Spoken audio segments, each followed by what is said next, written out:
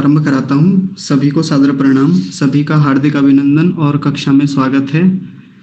सबसे पहले तो परमपिता परमात्मा का बहुत सारा धन्यवाद, जिनकी कृपा से, जिनकी बनाई हुई बहुत सारी अत्युत्तम व्यवस्थाओं में हम सभी लोग मिलकर इस कक्षा में स्वाध्याय के लिए प्रवृत्त हो पाते हैं।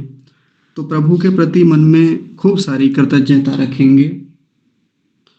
सभी लोग एक अनुकूल और व्यवस्थित आसन में बैठ जाएंगे, जैसे एक प्रायः विद्यार्थी को बैठना चाहिए, जिससे कि एकाग्रता बन सके, कक्षा में वो सब चीज़ें सुनिश्चित हो सकें कि जो विषय आज हम यहाँ देखेंगे वो हमें स्पष्ट हो सके। साथ ही परमात्मा से ये भी प्रार्थना करेंगे कि हे प्रभु, आज हम जो विषय यहाँ पर पढ़ेंगे, समझेंगे, हम उसका खूब चिंतन मनन कर पाएँ, उसे अपने व्यावहारिक जीवन का भी हिस्सा बना पाएँ, ऐसी कृपा आप हम सब पर कीजिए। तो इन सब उत्तम और शुद्ध भावनाओं को ध्यान में रखते हुए हम सभी लोग मिलकर परमात्मा की स्तुति, प्रार्थना और उपासना पूर्वक एक वेद मंत्र का उच्चारण करेंगे। ओम येन द्यौरुग्रा पृथिवी च दृढ़ा येन स्वस्तभितं येन नाकः यो अंतरिक्षे रजसो विमानः कस्मै देवाय हविषा विधेम। हे प्रभु, कार्यमिदं सफलं निर्विघ्नं सुसंपन्नं भवेत्। तो आप सभी का कक्षा में एक बार फिर से हार्दिक स्वागत है। आर्योद्देश्य रत्नमाला पुस्तक है छोटी सी, ऋषि दयानंद कृत ये छोटा सा ग्रंथ है। इसका हम स्वाध्याय कर रहे थे और पिछली कक्षा तक, जो हमारी पीछे शनिवार में कक्षा हुई थी, उस कक्षा तक हमने इसमें कुछ सिद्धांतों को देख लिया था। 5 सिद्धांतों तक बातें कर ली थी।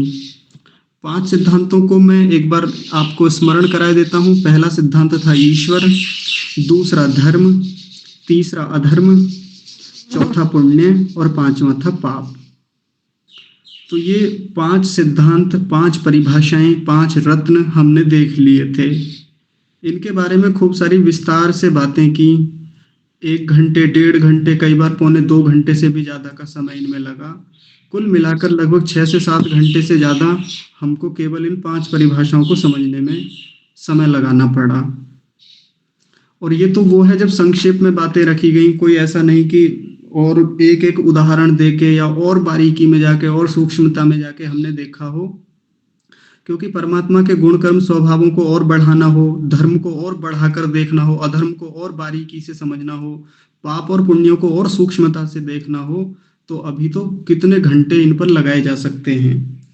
लेकिन वो सब हमारे व्यक्तिगत स्वाध्याय का एक उपक्रम है, हम उसमें स्वयं ऐसा प्रयास करें। लेकिन जितना यहाँ से संभव हो सकता है, जितना एक संकेत के रूप में बातें जा सकती हैं, उतना हमारा प्रयास रहता है। आज उसी क्रम में हम छठी और 7वीं परिभाषा को देखेंगे। आपकी स्क्रीन पर दिख रहा है, देख लीजिए। छठी परिभाषा है सत्य भाषण और 7वीं है मिथ्या भाषण। तो दोनों को एक साथ लेने का प्रयोजन ये है कि जैसे ही हम सत्य भाषण को समझेंगे तो उसके साथ साथ मिथ्या भाषण भी हमको समझ में आ जाएगा। इसलिए बड़े ध्यान से समझेंगे। मैं दोनों को ही साथ में लेके चलूंगा तो लगभग समानांतर दोनों बातें चलती रहेंगी और हम अपने जीवन में भी जांचते रहेंगे।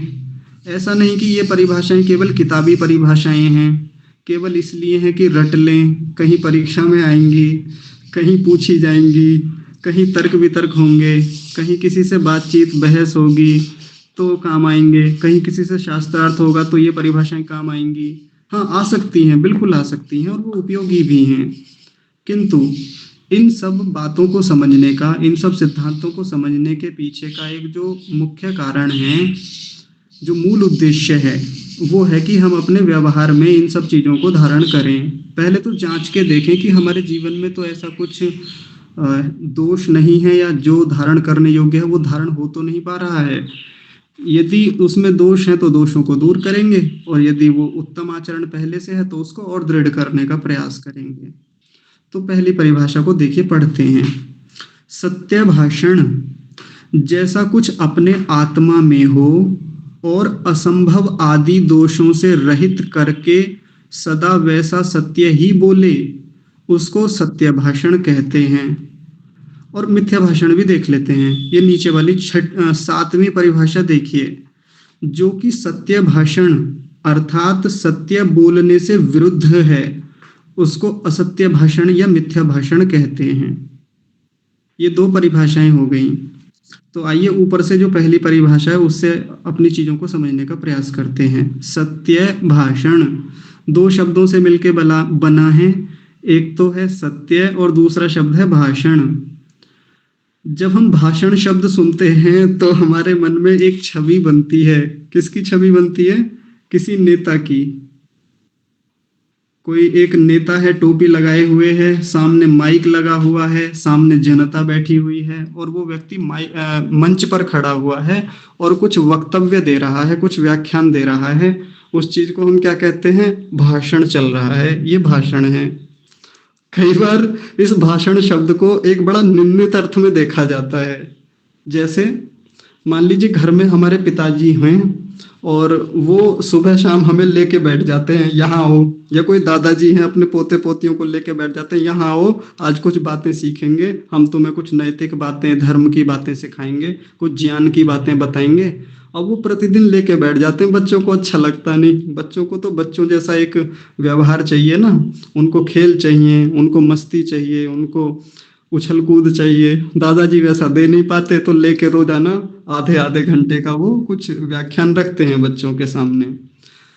जब बच्चे वहां से उठ जाते हैं दादाजी के पास से, उनका व्याख्यान, उनकी बातें समाप्त हो जाती हैं, बच्चे जब अपने दोस्तों के पास जाते हैं तो कहते हैं भाई कहाँ रह गए थे? तो बच्चे क्या कहते हैं अपने दोस्तों से? अरे फंस गए थे, दादाजी बिठा लेते हैं सुबह शाम और भाषण देते रहते हैं। ये शब्द कहा जाता है ना कि भाषण देते रहते हैं हमेशा, जब देखो जब उनके भाषण ही चलते रहते हैं। यही व्यवहार कई बार स्कूलों में, कॉलेजेस में, यूनिवर्सिटीज में चलता है। एक अध्यापक पढ़ाने आते हैं, पढ़ाते कम है, इधर उधर की शास्त्रीय बातें कई बार कर जाते हैं। कई बार वो ऐसा व्यवहार करते हैं कि चलो बच्चों के जीवन में काम आने वाली कुछ नैतिक शिक्षा की बातें कर लें, तो वो कक्षा का विषय पढ़ाने से संबंधित भी बात करते हैं और साथ में कुछ और भी बातें रख देते हैं। जैसे ही वो कक्षा से जाते हैं तो बच्चों का व्यवहार आपस में शुरू हो जाता है कि यार ये जब मास्टर जी आते हैं, ये जब सर जी आते हैं, इनका हमेशा यही भाषण चलता रहता है। ऐसा होता है ना। तो भाषण शब्द हमेशा हमारे सामने एक निंदित अर्थों में या एक बड़े ही विकृत जैसे स्वरूप में प्रस्तुत होता है। लेकिन ऋषि दयानंद इस भाषण शब्द का प्रयोग बहुत करते हैं। भाषण शब्द बुरा नहीं होता, और भाषण शब्द का मतलब केवल वो ही नहीं होता कि जिसमें व्यक्ति केवल बोले जा रहा है और सामने जनता सुन रही है उसको। ये भी अर्थ नहीं है। वो भी हो सकते हैं, वो भी एक भाषण का ही हिस्सा होता है। किंतु भाषण का मतलब बस एक होता है, सीधा सा, क्या बोलना। बस जहां कोई अभिव्यक्ति दी जा रही हो वाणी के माध्यम से, उसको भाषण कहेंगे। मैं भी यहाँ बोल रहा हूं तो मैं भी भाषण ही कर रहा हूं, पर ये भाषण वो वाला भाषण नहीं है जो नेताजी कर रहे हैं। ये जिसको बच्चे कई बार ये कह देते हैं यार बड़ा भाषण देते हैं, तो हमेशा पकाते रहते हैं, इनका भाषण ही खत्म नहीं होता। तो बच्चे भी यदि किसी से बात कर रहे हैं, आपस में भी चर्चा ही कर रहे हैं। जब वो बच्चे अपने दादाजी के पास से छूटे थे और कहीं अपने मित्रों में जाके वो बातचीत कर रहे थे ना कि हमारे दादाजी को तो जब देखो भाषण करने की आदत है, तो ये बच्चे आपस में भी खुद भाषण ही कर रहे थे। दादाजी को तो कह रहे थे कि दादाजी भाषण करते, लेकिन आप क्या कर रहे थे? आप भी तो भाषण ही कर रहे थे आपस में। तो बिटिया, प्रवचन का मतलब होता है पढ़ाना और भाषण का मतलब होता है बोलना। हाँ, प्रवचन में भी लगभग वैसी चीजें होती हैं और भाषण में भी लगभग वैसी ही चीज हैं। तो अब देखिए, सत्य भाषण का मतलब हो गया सत्य बोलना। अब ये सत्य बोलना क्या होता है?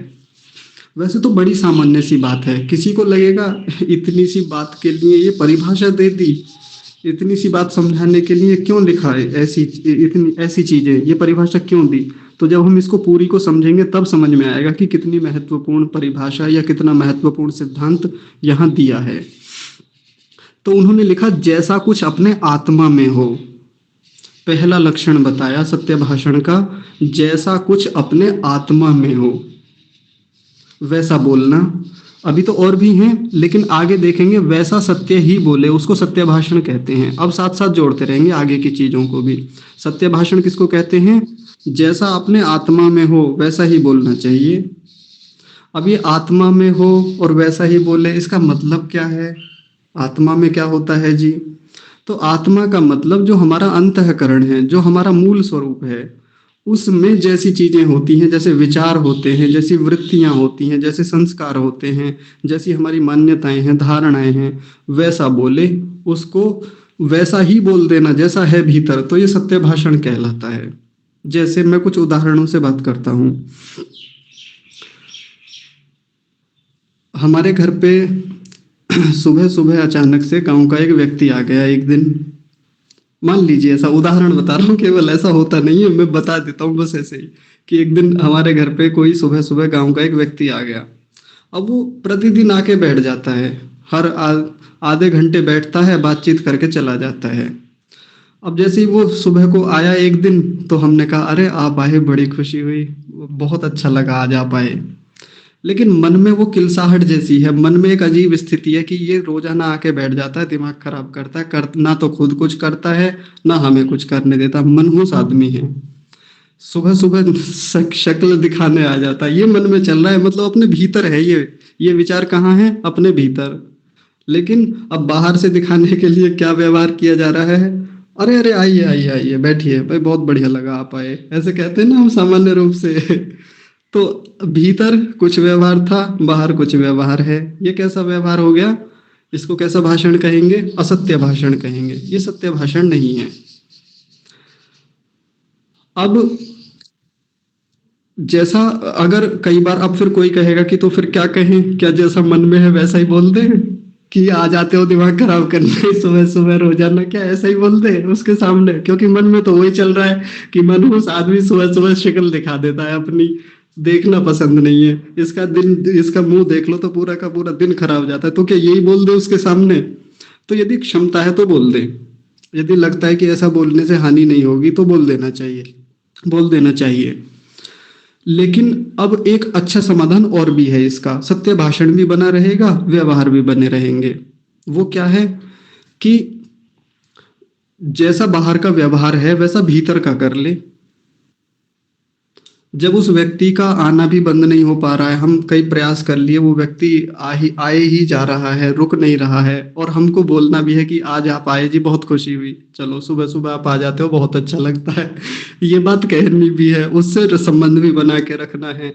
तो फिर क्या करे? भीतर के व्यवहार को ठीक कर ले, यानी आत्मा का जैसा विचार है, मतलब जैसा बाहर का व्यवहार है वाणी का, वैसा आत्मा का भी कर ले। मतलब दोनों में भेद ना रहे, दोनों में ऐसी स्थितियां ना रहें कि भीतर कुछ है बाहर कुछ है। अब इसके अलावा और भी बहुत सारे व्यवहार होते हैं, घरों में होते हैं, समाज में होते हैं, हमारी और किन्हीं मान्यताओं को लेके होते हैं, जैसे प्रायः परमात्मा को लेके होते हैं, या और किसी अन्य सामाजिक व्यवस्थाओं को लेके होते हैं। जैसे मैं उदाहरण देता हूँ। कभी कोई गलत काम करने की प्रवृत्ति हो, जैसे मैं एक उदाहरण से समझाता हूँ। हम कहीं मंदिर पे गए, मंदिर पे जैसे किसी पूजा स्थल पे या किसी सत्संग आदि में गए, अब वहां पे हमने अपने जूते या चप्पल निकाले। अब ऐसे में सत्संग खत्म हो गया, वहां पे कार्यक्रम पूरा हुआ, जैसे हम बाहर निकले देखा तो हमारी चप्पलें या वो जूते जो पहन के गए थे वो गायब थे, हाथ ही नहीं लगे, खूब प्रयास कर लिया। तो अब मन में एक विचार आया कि भाई अब जब हमारी चली गई तो क्या करें? तो ऐसे में प्राय जो सबकी प्रवृत्ति होती है कि जब अपनी चली गई तो अपने जैसी किसी और की मिल जाए, किसी की और नहीं मिल जाए तो वो उठा के चल दे।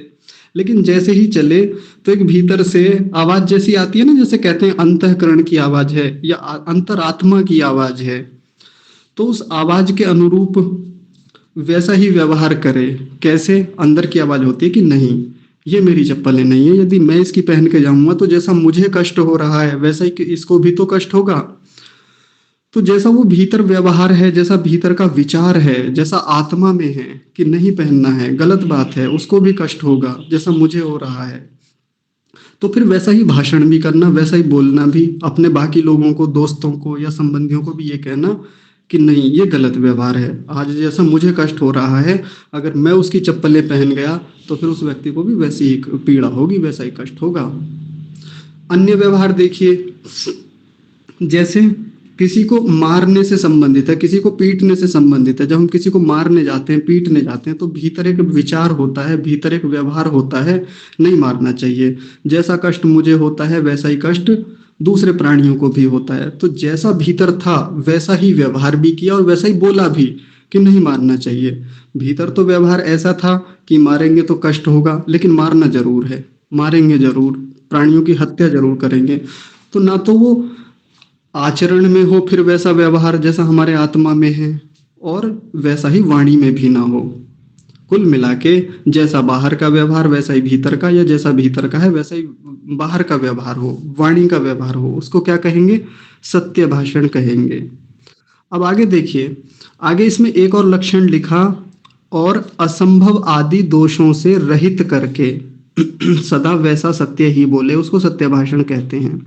तो असंभव आदि दोषों से रहित करके, इसमें पहला शब्द है असंभव। असंभव को दोष कहा यहाँ पे, कि जिस हमारी बात में असंभव जैसी बात आती हो, ऐसा व्यवहार नहीं करना चाहिए, ऐसी बात नहीं बोलनी चाहिए। कैसे? तो उदाहरण से समझते हैं इस बात को भी।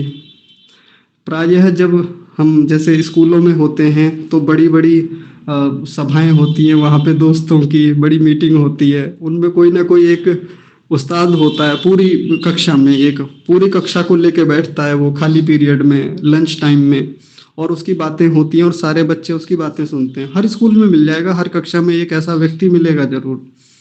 अब वो बहुत फेंकता है, गप मारता है, हाँ फेंकू टाइप का व्यक्ति होता है। तो उसकी फेंक सुनिए, मतलब वो उसकी गप पे सुनिए, उसका असंभव जो व्यवहार है वो सुनेंगे, कैसी बातें करता है।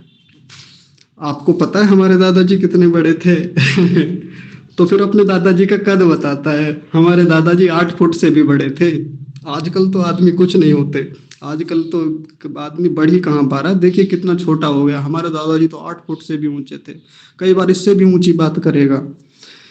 ये व्यवहार कैसा है? असंभव दोष से सहित, असंभव दोष से युक्त व्यवहार है।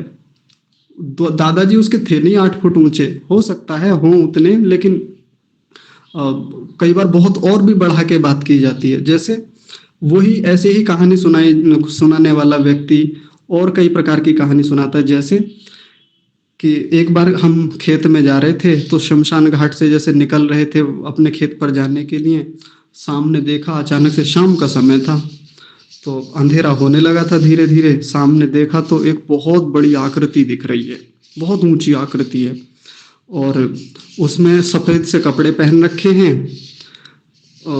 अब उसको देखते ही, जो पहले से कहानी सुन रखी है कि एक छलावा नाम की वस्तु होती है, सफेद कपड़े होते हैं, उसके सफेद स्वरूप होता है, और वो मिल जाता है तो मार देता है, पेट फाड़ देता है, ऐसे कर देता है, रूप बदल लेता है।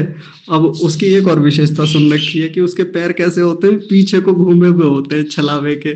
तो जैसे उसके पैरों की ओर को देखा तो मामला कंफर्म हो गया कि हाँ ये तो छलावा ही है।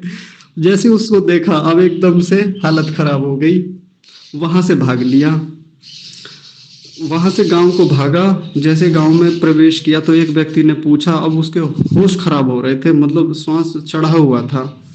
किसी ने व्यक्ति ने पूछा कि क्या हुआ भाई? कहने लगा, अरे छलावा देखा मैंने। कहाँ देखा? शमशान में देखा था, उधर वहां पे देखा था मुझे। कितना बड़ा था? इतना बड़ा था। कितना? अरे बताओ तो सही कितना? अरे 20-25 फुट ऊंचा था, इतना ऊंचा था कि पेड़ों से भी ऊंचा जा रहा था। ऐसे करके व्यक्ति बहुत बहुत बड़ी बातें करता है। ये मैं आपको सच्ची घटना बता रहा हूँ, कभी कोई सोचे कि ये मैं काल्पनिक घटना बता रहा हूँ। ऐसी घटना हमारे आचार्य जी सुनाते थे। तो वो जब व्यक्ति गांव में प्रवेश किया उसने, तो उसको बताया था कि इतने फुट का व्यक्ति था। अगले जब आगे पहुंचा, आगे जाके जब वो हाँफ रहा था बहुत बुरी तरीके से, तो फिर लोगों ने पूछा कि भाई क्या हुआ? कहने लगा, आज मैंने छलावा देखा उधर शमशान में। कितना बड़ा था जी? इतने फुट ऊंचा था। उसने 1-2 फुट और बढ़ा के बताया इस बार। वो बात एक चौपाल से दूसरी चौपाल जाते हुए, या एक पंचायत से दूसरी पंचायत जाते हुए, वो कम से कम 30 फुट ऊंचा हो गया वो छलावा जो मिला था रास्ते में। तो जब वो बाद में उस बात की सत्यता तक पहुंचे, जब वहां चर्चाएं बढ़ गई गांव में कि भाई छलावा देखा उस लड़के ने, और वो इतना बड़ा छलावा था कि उसकी आकृति बहुत ऊंची थी। तो ये पहुंच गए जिनको मिला था, इन्होंने जाके वहां समझाया मतलब उन्होंने कहा कि मैंने देखा था, सच में इतना ही बड़ा था। तो कुछ दो लड़के वहां पे गए, दो लड़के। तो वो दो लड़के जब वहां चौपाल पे गए तो उन्होंने कहा जी छलावा वलावा कुछ नहीं था, वो हम थे, हम ही थे, हमने ही बनाया था। तो कैसे बनाया था? तो कहने लगे कि मैं पहले नीचे खड़ा हुआ, एक लड़का जो बड़ा सा था दूसरे लड़के को उसके कंधे पे बिठाया पीछे को मुंह करके। पीछे को मुंह करके का मतलब था, फिर एक बड़ी सी चादर ओढ़ ली ऊपर को। पीछे को मुंह करके बैठने का मतलब ये था कि अब जब उसको उल्टा चलने के लिए कहा तो उसका मुंह हो गया पीछे की ओर को, पैर हो गए आगे की तरफ को, बिल्कुल छलावे जैसी एक स्थिति बन गई। ज्यादा से ज्यादा कितनी ऊंची आकृति हो गई होगी? 7 8 10 फुट तक का वो व्यक्ति हो गया होगा, मैक्सिमम इतना हुआ होगा, और बात पहुंच गई 25 30 फुट तक। तो उन्होंने खूब समझाया कि छलावा नहीं था, हम ही थे, वो हम ही डराने के लिए कोशिश कर रहे थे, इनके साथ हमारी पहले से वो कुछ लड़ाई थी, उसको सुलझाना चाहते थे, अब हम सच स्वीकार कर रहे हैं। और ये सच्ची घटना है, हमारे आचार्य जी सुनाते हैं इस घटना को। वो कहते हैं कि वो जो लड़के थे ना जिन्होंने वो हरकतें की थी वो हम ही थे। लेकिन इस उदाहरण को देने में मैं जो आपको एक बात सुनाना चाहता हूँ वो ये है कि कई बार हमारे जीवन में घटनाएं भी होती हैं, बातें भी होती हैं, बहुत सारी चीजें होती हैं, और हम व्यवहार कैसा करते हैं? असंभव, जो चीजें असंभव हैं, जो संभव है ही नहीं, वैसी वैसी बातें करते हैं। अब एक और गहरी बात है जिसको ऋषि दयानंद भी कई स्थानों पर लिखते हैं अपने अन्य शास्त्रों में, वो है पुराणों की बातें। पुराणों में ऐसी बहुत प्रकार की बातें मिल जाएंगी जो असंभव दोष से युक्त होती हैं। अब किसी को ये लगेगा कि पुराण तो हमारे धर्म ग्रंथ हैं, उनमें कैसे मिल जाएंगी असंभव बातें, और ये तो हमारे बड़े पूजनीय शास्त्र हैं, इनको तो हम बड़ा मानते हैं, हमारे यहाँ तो पुराणों का बड़ा महत्व है। तो पुराणों का महत्व वो ही मानते हैं जिन्होंने पुराणों को पढ़ा नहीं है, जिन्होंने केवल ऊपर ऊपर से कुछ उनकी 2 4 10 5 कहानियां सुन रखी हैं, वही मानते हैं। तो मैं आपको कुछ असंभव दोष दिखाता हूँ पुराणों के। जैसे प्रायः चर्चा होती रहती है गरुड़ पुराण वगैरह की, तो शायद गरुड़ पुराण की ही ये कथा है। उसमें ये कहा है कि प्रत्येक व्यक्ति जो होता है उसके कंधे पर 2 देवदूत होते हैं। एक देवदूत दाहिने कंधे पे बैठा हुआ होता है और एक देवदूत बाएं कंधे पे बैठा होता है, और सबके होता है ये। तो ये देवदूत करते क्या हैं? तो ये जो दाहिने कंधे पर जो देवदूत बैठा है ये उस व्यक्ति के पुण्य कर्मों को लिखता रहता है। जिसने जो कर्म किया, जैसे मान लीजिए मैंने जितने परोपकार के काम किए, धर्म के, पुण्य के, अच्छे अच्छे काम किए, ये उनको लिखता रहता है बैठ के। उसने एक पूरी फाइल तैयार कर रखी है, रजिस्टर ले रखा है 10 रुपए वाला तो उसमें लिखता रहता है। और ये बाएं कंधे पे जो बैठा हुआ है उसने भी एक रजिस्टर ले रखा है, वो हमारे पाप कर्मों का ब्यौरा लिखता रहता है, पूरी लिस्ट लेके चलता है, पूरे दिन भर का ब्यौरा वो लिखता रहता है। जब व्यक्ति की मृत्यु होती है तो मृत्यु के बाद कहाँ जाता है? ये ऊपर जाता है स्वर्ग में, या ऊपर कोई बना रखा है ऐसा, वहां पूरा एक न्यायालय जैसा है, वहां चित्रगुप्त एक व्यक्ति हैं, उनके पास जाके ये सारा का सारा ब्यौरा, सारे रजिस्टर जमा होते हैं, सबकी पूरी वहाँ फाइलिंग की जाती है। सब वहाँ एक जैसा होता है ना, किसी बैंक में जाते हैं तो वो अलमारी बनी हुई है, तो यहाँ ये इसका, यहाँ उसका, वो सब ब्यौरे वहाँ रखे हुए हैं। उनके भी ऊपर यमराज हैं या और भी देवता वगैरह जो भी बना रखे हैं उन्होंने, वहाँ पूरी एक कहानी है वैसी, और सबका हिसाब वहाँ होता है। तो यदि हम केवल इस पृथ्वी की कल्पना करें, इस पृथ्वी पर कितने मनुष्य हैं लगभग, तो मोटा मोटा आंकड़ा हम लेके चले तो 8 अरब के आसपास लोग हैं। 8 अरब लोग हैं, 8 अरब लोगों के हर कंधे पे 2 देवदूत हैं चाहे बच्चे हों, चाहे महिलाएं हों, पुरुष हों, सबको मिला के 8 अरब तो हो गए लोग, और 2 हो गए देवदूत उनके कंधे पे। कितने हो गए सारे मिला के देवदूत? 8 दूनी 16 है, 16 अरब, 16 अरब तो ये देवदूत हो गए। अब सारे के सारे अविवाहित तो होंगे नहीं कि ये देवदूत जो हैं अविवाहित हैं, बीवी बच्चे भी होंगे, मतलब पत्नी और पुत्र संतानें भी होंगे उनके, वो भी लगा ले तो संख्या पहुंचेगी कई अरब जाके, बहुत ऊंची संख्या बनेगी। ये औरों का तो हिसाब रख रहे हैं, इनका भी तो हिसाब किताब कोई रखता होगा। गोलूपन की बातें, असंभव दोष से युक्त बातें, ऐसी ऐसी कहानियां हमको पढ़ाई जाती हैं पुराणों में। एक कहानी हमने पढ़ी थी, एक पुराण है जिसका नाम है गोरख पुराण मैं बचपन में पढ़ता था, लगभग छठी सातवीं कक्षा में रहा हूँगा। उस समय पल्ले पड़ गया। और भला हो परम पिता परमात्मा का, मतलब बड़ा धन्यवाद करता हूँ जिनकी कृपा से सत्यार्थ प्रकाश या ऋषि दयानंद मिले और ये सब खराब खराब ग्रंथ फिर फेंके निकाल के। तो वो जब हमने ये क्या करें गोरख पुराण पढ़ा, तो गोरख पुराण में उत्पत्ति, मनुष्य की उत्पत्ति या उन जितने भी वो नाथ संप्रदाय के लोग हुए उनकी उत्पत्ति के कारण सुनेंगे ना, तो बड़े खराब है। मैं तो बोल भी नहीं सकता यहाँ पे कक्षा में, सत्य कह रहा हूँ। मेरे भीतर उतनी हिम्मत नहीं है कि मैं उन सब चीजों को बोल दूं। इतने गंदे तरीके से उनकी उत्पत्ति हुई है जो संभव नहीं है किसी भी रूप में।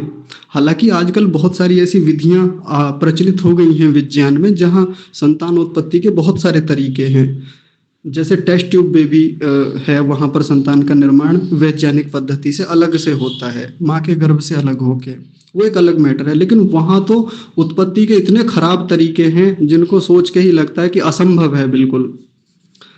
खुद गोरखनाथ जी का जन्म गोबर से हुआ था, और वो भी जौ के दाने से हुआ था। हाँ, वो जौ के दाने दिए गए थे उनकी माता जी को, उन्होंने फेंक दिए थे और वो गोबर में चले गए, वहां उत्पत्ति हुई थी। और गोबर का पता ही है आपको।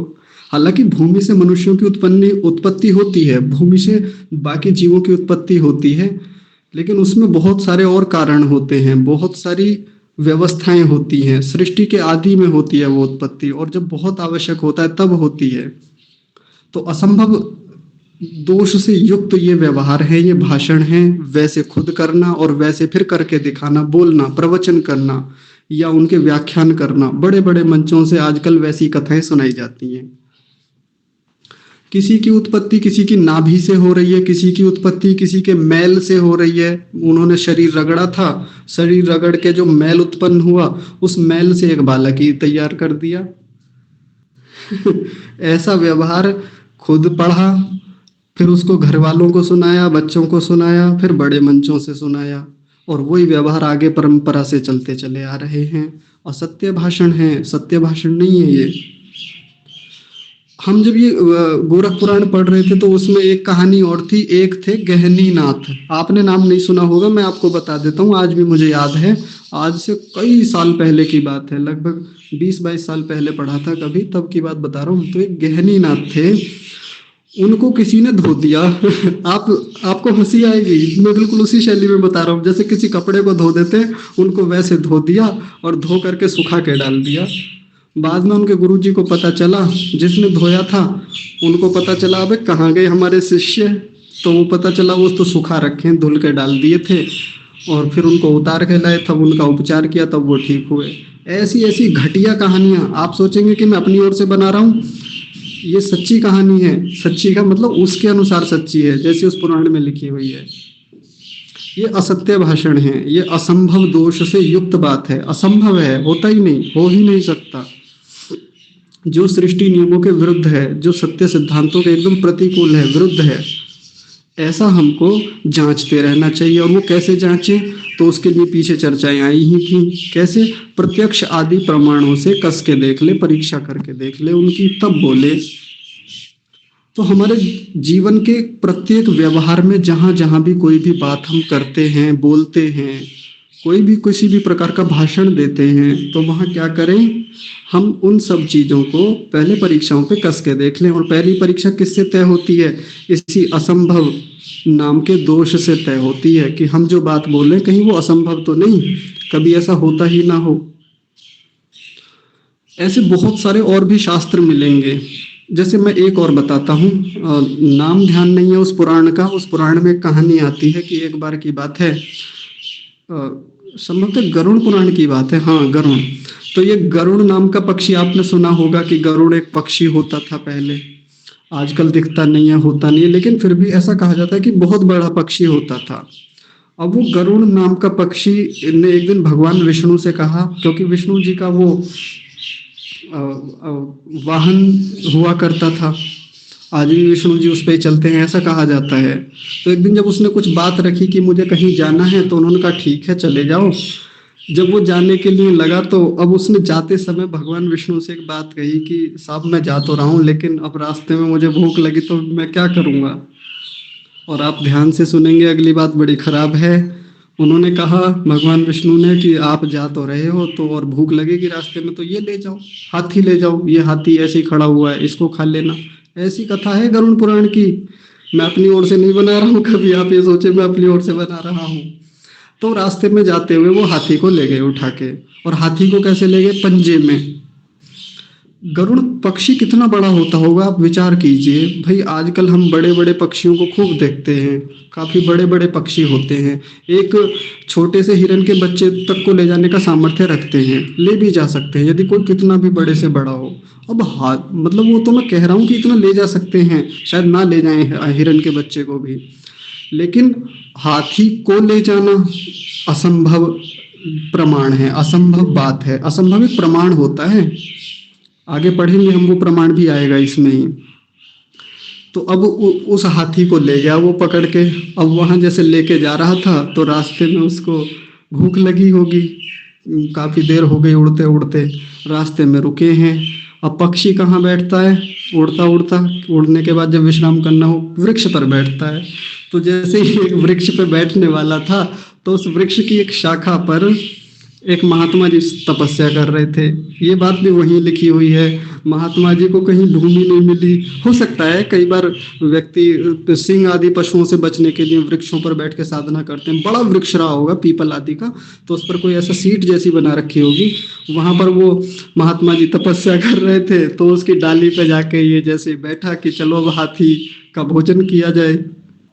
ये कथा गरुड़ पुराण की बता रहा हूँ मैं, फिर बार बार बोल रहा हूँ आपके सामने। जैसे वहां पे ले जाके वो खड़े हुए, मतलब रखा वहां पे, हाथी को चबाना शुरू किया, वो डाल हिली। डाली हिलने के बाद में वो महात्मा जी नीचे गिर गए। अब वो तो कुछ व्यवधान तो होगा ही ना, डाली हिलेगी तो। महात्मा जी नीचे गिर गए। तो खैर आगे की कहानी अलग है वो, लेकिन इतनी से ही हमें बहुत सारी बातें मिल गई, बहुत सारी बातें पता चल गई कि ये मामला, ये सारी कहानियां, ये सारी इतनी सारी बातें जो विशेषकर पुराणों में हैं, कैसे दोष से युक्त हैं? असंभव दोष से युक्त हैं। और ये तो मैंने केवल 2-3 उदाहरण आपके सामने रखे हैं, आप किसी भी पुराण को खोल के देख लीजिए। यदि उस अंधभक्ति से हटके हम पुराणों को देखेंगे, जिस अंधभक्ति को लेके हम प्रायः पुस्तकों को खोलते हैं कि हाँ जी ये इस पे पुराण लिखा हुआ है तो ये तो हमारा धर्म ग्रंथ है, और इसमें जो बात लिखी है ये ऋषियों ने लिखी है, ये बात जो लिखी है महात्माओं ने लिखी है, ये बात योगियों ने लिखी है, या ये महर्षि व्यास ने लिखी है, तो महर्षि व्यास तो झूठा नहीं लिख सकते। तो जो महापुरुषों के नाम से, ऋषियों के नाम से जो शास्त्र रचे गए, हम क्या सोच के बैठते हैं कि सत्य ही लिखा होगा, बिना परीक्षा किए, बिना जांचे, एक ही धारणा बना के कि सत्य ही होगा। असंभव हो ही नहीं सकता। और ये सोच के, जैसा आजकल बड़ा प्रचलित किया जाता है कि हमारा जो सनातन धर्म है वो बड़ा वैज्ञानिक धर्म है, आपको समझ में नहीं आएंगी ये बातें, आप क्या जाने कि हमारे सनातन की कितनी बड़ी वैज्ञानिकता है, एक साइंटिफिक धर्म है हमारा। ऐसी ऐसी गोलूपन वाली भावनाओं को लेकर जब कोई व्यक्ति शास्त्र खोलेगा तो निश्चित जानिए कि वो उस बात को पकड़ नहीं पाएगा जो उसमें असंभव दोष से युक्त बातें हैं। और बड़े मंचों से ये बातें सुनाई जाती हैं। अनिरुद्धाचार्य जी को मैंने बहुत सारी ऐसी कहानियां सुनाते हुए देखा है, और भक्त तालियां बजाते हैं उनकी इन बातों पे, और लॉजिक ऐसे देते हैं घुमा फिरा के कि मतलब सामने वाले को विश्वास आ जाए कि यार बात तो कमाल की कह रहे हैं एकदम। तो हमको सबसे पहली परीक्षा इसकी करनी है कि वो असंभव दोष से युक्त बात ना हो जब हम भाषण कर रहे हैं, और अगर उससे रहित है तो फिर वो सत्य भाषण कहलाएगा। अब देखिए आदि शब्द लगाया इसमें। आदि शब्द का मतलब और भी दोष होते होंगे, केवल ये असंभव दोष से युक्त होके ही तो बातें नहीं होती होंगी, इसके साथ और भी कुछ दोष होंगे जिनसे युक्त होके बात करें तो वो मिथ्या भाषण कहलाएगा, और जिनसे रहित होके बोले तो वो कैसा कहलाएगा? वो सत्य भाषण कहलाएगा। तो अब देखिए कुछ मैं बताता हूँ जो ऋषि ने यहाँ नहीं लिखे हैं, क्योंकि स्थान की भी दृष्टि होती है, तो उसके हिसाब से जो अलग से शास्त्रों से बातें आती हैं। दूसरा एक दोष जो मेरी दृष्टि में आता है वो है स्वार्थ। व्यक्ति कई बार स्वार्थ की दृष्टि से बहुत सारे गलत भाषण, मिथ्या भाषण करता है। स्वार्थ की दृष्टि से, जब उसको स्वार्थ है या लोभ है, स्वार्थ और लोभ दोनों को एक साथ लेके चलेंगे। मैं कल का ही एक ताजा उदाहरण आपके सामने रखता हूँ, ताजा है एकदम। मैं कल शाम को मंदिर से लौट रहा था। मंदिर पर कल साप्ताहिक यज्ञ था, तो जब हम वहाँ से लौट रहे थे तो हमारे ही गांव के एक लगभग मेरी ही आयु के एक व्यक्ति हैं, तो वो भी मेरे साथ आ रहे थे। तो चर्चा हो रही थी, यहाँ तक आने में लगभग 300-400 मीटर की दूरी है। तो वो अपने बारे में बता रहे थे। मैं उनसे पूछ रहा था कहाँ रह रहे हो जी आजकल।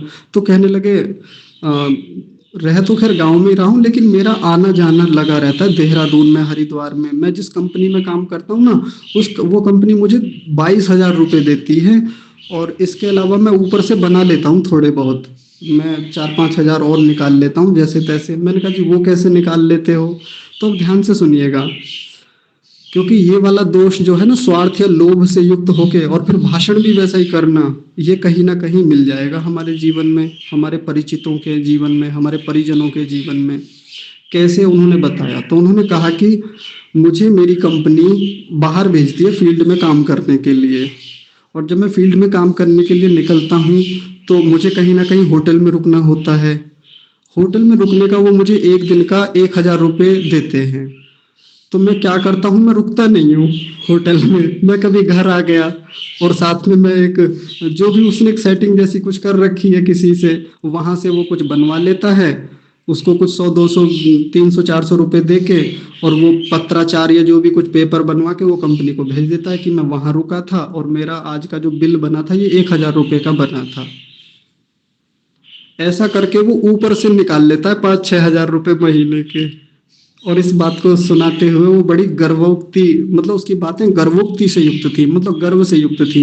जैसा मतलब वो ऐसा करके मतलब बहुत महान काम कर रहा है, बहुत कमाल का काम किया है उसने, जिसको कोई पकड़ नहीं पा रहा है आज तक, कंपनी वाले नहीं पकड़ पाए। और वो ऊपर के जो निकाल रहा है 5-7 हज़ार रुपये, वो उसके जीवन में बहुत महान सुख को देने वाले हैं। जबकि उसकी कंपनी उसको ईमानदारी का, उसके परिश्रम का 22,000 रुपये ठीक ठाक दे रही है, मिलते ही हैं, कोई उसमें कोताही नहीं बरती जाती। लेकिन फिर भी वो उसमें हेर फेर करके, बदल करके ये दिखा देता है, या एक दो लोगों से सेटिंग करके ये दिखा देता है कि मैं काम पर ही जुटा हुआ हूँ, मैं आज ड्यूटी पर ही हूँ, या मैं उस स्थान पर हूँ। और वो कहाँ है वो व्यक्ति? वो अपने गाँव में है, और कह रहा है आज भी मैंने लगाया हुआ है वो कागज, उस कागज को बता रहा था कि वो लगा रखा है, और उसके माध्यम से मैं ड्यूटी पे हूँ आज। और ये लोग कौन हैं? ये वो लोग हैं जी, हम तो मंदिर पे आए हैं आज, हम तो आज हवन में आए हैं, हम तो मंदिर पे जाते हैं ना धर्म के काम के लिए। हाँ हाँ, ये वो लोग हैं, और ज्यादातर वही मिलेंगे। अब कोई ये ना सोचे कि मेरा टारगेट केवल अपने सनातनियों पर है, हिंदुओं पर है, बाकी भी हैं। मैं तो सबको ही कहूंगा, कोई किसी भी मत संप्रदाय को मानने वाला है, लेकिन ताजा उदाहरण है अपने ही व्यक्ति का मिल गया, तो वैसे ही अपने लोगों का देख लेना चाहिए और बाकी लोगों का देख लेना चाहिए। तो ये स्वार्थ से युक्त होके, लोभ से युक्त होके कई बार और भी व्यवहार किए जाते हैं। मैं अपना एक उदाहरण देता हूँ, सटीक तो नहीं दे पाऊंगा, यथावत तो नहीं दे पाऊंगा, लेकिन बता देता हूँ फिर भी, क्योंकि हुआ है मुझसे दोष। पिछले लगभग मोटा मोटा 1.25 साल पहले की बात है, मतलब 1 साल से ऊपर की बात है, 1 साल लगभग 3 महीने पहले की बात। मैं भी जॉब करने के लिए कहीं गया था, और उस जॉब करने में मुझसे एक बड़ा दोष हुआ कि जो स्किल मुझे आती नहीं थी, उसको किसी और व्यक्ति के माध्यम से ये स्वीकार करवा दिया गया कि हाँ मुझे इसकी पूरी नॉलेज है। कंप्यूटर में कोई वस्तु होती है कि मुझे हाँ ये पूरा आता है। वो बात चली गई, मैं उस सच को बता नहीं पाया संकोच के कारण कि जी मुझे आता ही नहीं है ये, और मुझको वहाँ जॉब पे रख लिया गया। और जब वो जॉब मेरी चलती रही, जी अभी अभी आपका क्वेश्चन लेंगे, बस रुक जाइए। तो जैसे अब वहाँ जॉब मेरी चलती रही, आगे जाके मुझसे और चीज़ें मांगी गई, मैं उन चीज़ों को देने में असफल रहा, तो मेरे भीतर से आत्मा कचोटता था। जैसा होता है ना, जैसा आत्मा में हो वैसा ही कहना चाहिए। अब आत्मा में कुछ और था। मैं उनके सामने, जो वहाँ के जो बड़े जो सर थे, उनके सामने मैं सत्य बोलने से बड़ा संकोच कर रहा था, और मैंने वहाँ मिथ्या भाषण कर दिया, झूठ बोल दिया। और उस झूठ बोल के ही मेरी नौकरी लगभग 1.5 महीने तक चली। और इस झूठ को मैं बर्दाश्त नहीं कर पा रहा था, बर्दाश्त नहीं कर पा रहा था कि ये मुझसे ऐसा दोष क्यों हो गया। उसी पर आधारित मेरी नौकरी चलती रही। वहाँ से खैर ट्रांसफ़र हुआ दिल्ली के लिए, सही कारण से हुआ, उस कारण से नहीं हुआ था। तब जाके एक बात समझ में आई कि मैंने एक झूठ बोला, छोटा सा झूठ था, जबकि मैंने पूरी मेहनत करके कंपनी को बहुत अच्छा दिया। अपना 1.5-2 महीने बाकी और भी महीने मैंने बहुत ताकत लगा के, पूरी सामर्थ्य लगा के, जितना मुझसे बेहतर हो सकता था वो दिया। किसी सामान्य व्यक्ति यदि किसी चीज़ को सीखता है, उससे बहुत कम समय में मैंने वहाँ चीज़ें सीखी और उनके लिए पूरा पुरुषार्थ किया। लेकिन ये जो 1.5-2-3 महीने थे मेरे लिए काटने कितने मुश्किल हो गए थे, क्योंकि मैं असत्य पे खड़ा हुआ था। मेरा पूरा का पूरा व्यवहार, भाषण असत्य से युक्त थे। और आखिरकार उन सब चीज़ों से तंग आके फिर मैंने एक दिन रिजाइन किया। मैंने मना कर दिया, जी मैं आज के बाद नहीं सेवा दे पाऊंगा, और मैं छोड़ के आ गया। सब लोग नहीं छोड़ पाते, उसी व्यवस्था में टंगे रहते हैं, लिप्त रहते हैं, चलता रहता है। क्यों? क्योंकि उसके बदले में कुछ मिल रहा होता है ना। और ये जो मिल रहा है, ये जो लाभ हो रहा है, लोभ से युक्त है, स्वार्थ से युक्त है। जो ये स्वार्थ और लोभ आदि दोषों से युक्त होकर जो व्यक्ति भाषण करता रहता है, जी मैं तो कल ड्यूटी पे ही था, सर मैं तो कल टाइम से आया था, आप कैसी बात कर रहे हैं, सर ने देखा नहीं था, और वहाँ थंब इम्प्रेशन वाला वो जो होता है ना प्रेजेंटेशन देने का, वो था ही नहीं मामला वहाँ पे, तो वो आके कुछ भी कर देता है, अटेंडेंस कैसी भी चढ़ा देता है। इस प्रकार से और भी कई प्रकार से जीवन में बहुत प्रकार के मिथ्या भाषण हमारे होते हैं। इन सब से रहित होकर व्यवहार करना, बोलना सत्य भाषण कहलाता है। और देखिए, इसके अलावा एक और होता है जो है ईर्ष्या से युक्त होके। एक ईर्ष्या नाम का दोष होता है, ये भी एक बड़ा खराब गुण है, दोष है। इससे युक्त होके यदि हम भाषण करते हैं, वो कैसा भाषण होगा? वो यदि इससे युक्त होकर भाषण देते हैं, बोलते हैं, तो वो असत्य भाषण होगा, और इससे रहित होकर बोले तो सत्य भाषण कहलाएगा। कई बार किसी से जलन है, कई बार किसी से ऐसा होता है ना कि इससे हमारी बनती नहीं है, उसके प्रति द्वेष का भाव है, तो कुछ का कुछ बोल देना। कई बार ऐसा बहुत देखा जाता है नौकरियों में, किसी ना किसी के प्रति ऐसा हमारा द्वेष का व्यवहार होता है, उसके विरुद्ध हम कुछ ना कुछ लगा देते हैं कि जाके बॉस से कैसे कुछ उसके बारे में गलत बोल दिया, कह दिया कि सर वो तो ऐसे बोल रहा था आपके बारे में, सर वो तो करता ही नहीं है काम, वो तो इतने बजे आता है जी। ईर्ष्या से युक्त होके, जबकि वैसा है नहीं, लेकिन उसकी बात को अलग करके बोल दिया। ऐसा करके जो व्यवहार हम ईर्ष्या से युक्त होके करते हैं, ये भी मिथ्या भाषण है, बचना चाहिए इससे भी। और देखिए, एक होता है क्रोध से युक्त होके व्यवहार। क्रोध में आके बहुत गुस्सा है, और गुस्से में आके कई बार हमें नियंत्रण नहीं रहता और हम मिथ्या भाषण कर देते हैं, जैसा नहीं बोलना चाहिए था वैसा बोल देते हैं। तो आप जानते हैं, ज़्यादा विस्तार से बताने की तो उतनी आवश्यकता नहीं है। हमारे जीवन में ऐसे उदाहरण, ऐसी परिस्थितियां बनती ही रहती हैं। तो ईर्ष्या से युक्त होके, लोभ से युक्त होके, स्वार्थ से युक्त होके, क्रोध से युक्त होके, राग से युक्त होके हम ऐसे मिथ्या भाषण जीवन में करते रहते हैं। यदि हमारे जीवन में ऐसे मिथ्या भाषण हैं, तो हमको उनसे बचना चाहिए, उनको नहीं करना चाहिए। तो देखिए, वैसे तो पूरा हो ही गया है कि इन सब असंभववादी दोषों से युक्त होके जो व्यवहार किया जाए, जो बोला जाए, उसको मिथ्या भाषण कहते हैं, और इनसे रहित होकर जो बोला जाए उसको सत्य भाषण कहते हैं। तो दोनों परिभाषाएं हो गई हैं, जैसा नीचे लिखा है 7वीं परिभाषा में, उसको भी एक बार देख लीजिए। जो कि सत्य भाषण अर्थात सत्य बोलने से विरुद्ध है, यानी सत्य भाषण के एकदम विरुद्ध है, उसको हम मिथ्या भाषण कहेंगे। और मिथ्या भाषण मतलब झूठा भाषण, झूठ बोलना। तो मेरी ओर से तो ये विषय यहीं पूरा होता है। अब आप लोग अपने प्रश्न रख सकते हैं। अंजलि आर्या जी ने बोला था कि एक क्वेश्चन है, जी आप बताइए अपना प्रश्न।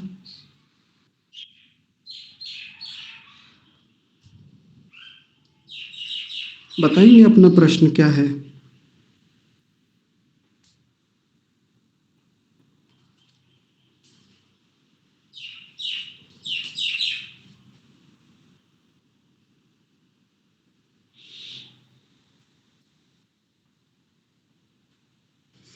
चलिए, हो सकता है टाइप कर रहे हूँ या अनुकूलता ना हो। मीरा आप बताइए बिटिया।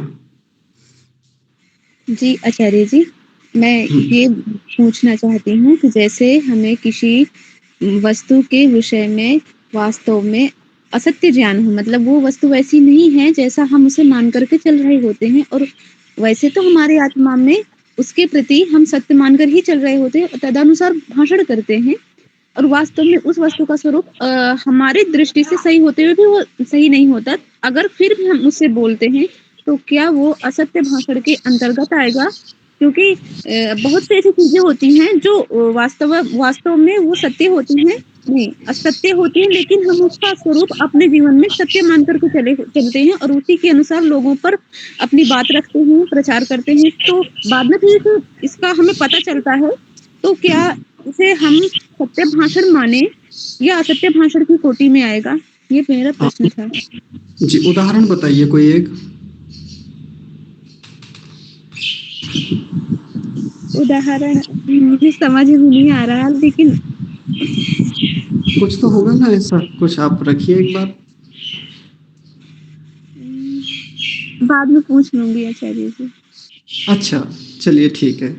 हाँ, बस इसमें चलिए मैं एक उदाहरण रख देता हूँ। मैं आपकी बात को समझ गया था, पर मैं चाहता था कि आप अपनी ओर से उदाहरण रखें।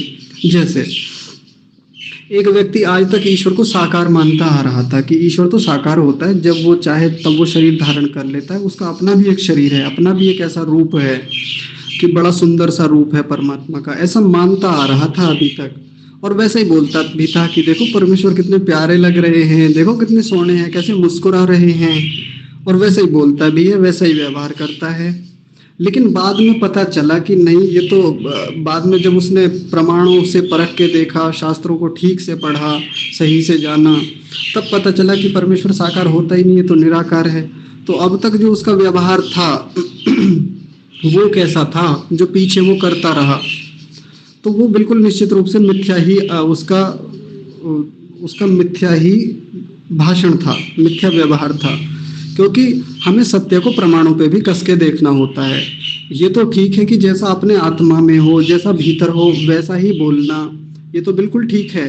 लेकिन साथ में जो हमने पीछे भी कुछ चीजें देखी थी, पीछे से देखते आ रहे थे, उसमें क्या था कि वो प्रमाणों से परीक्षित भी किया गया हो। जैसे धर्म के बारे में देखा था, तो वैसे ही सत्य के बारे में भी यही बात कही जाती है कि वो प्रमाणों से भी परीक्षित होना चाहिए, प्रमाणों पे कसा हुआ होना चाहिए, तब कहेंगे उसको कि वो सत्य है। अब बाद में उसने प्रमाणों पे कस के देखा कि परमात्मा वैसा नहीं है, तो फिर अब जैसा नहीं है बिल्कुल उसको वैसा बोलना, और जैसा परमात्मा है वैसा जान लिया है, फिर वैसा ही बोलना, ये भी सत्य ही है।